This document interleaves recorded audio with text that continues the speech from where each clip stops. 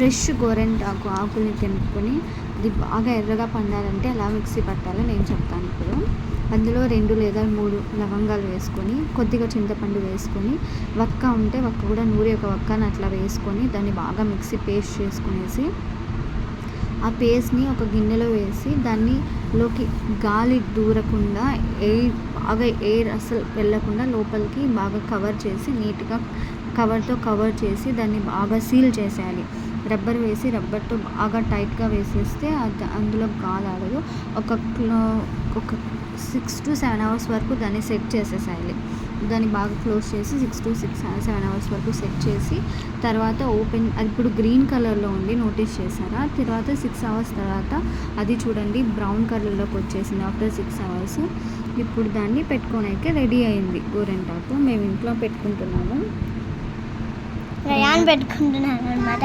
చూడండి తర్వాత నేను సాంగ్ వేస్తున్నా, పెట్టుకో ముందే బాయ్ నేను పెట్టుకుంటున్నా చూడండి.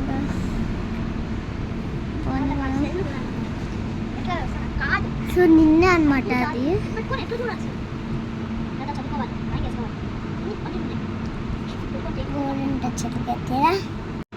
మా మమ్మీ వేసుకున్న తర్వాత కోన్ వేసి ఎవ్వరు తీయలేరు కాబట్టి నేనే తీసాను. నేను త్వరగా కరిగేసుకున్నాను. కాళ్ళకు కూడా పెట్టుకున్నాము, వేడి అంతా ఇది చేస్తుంది.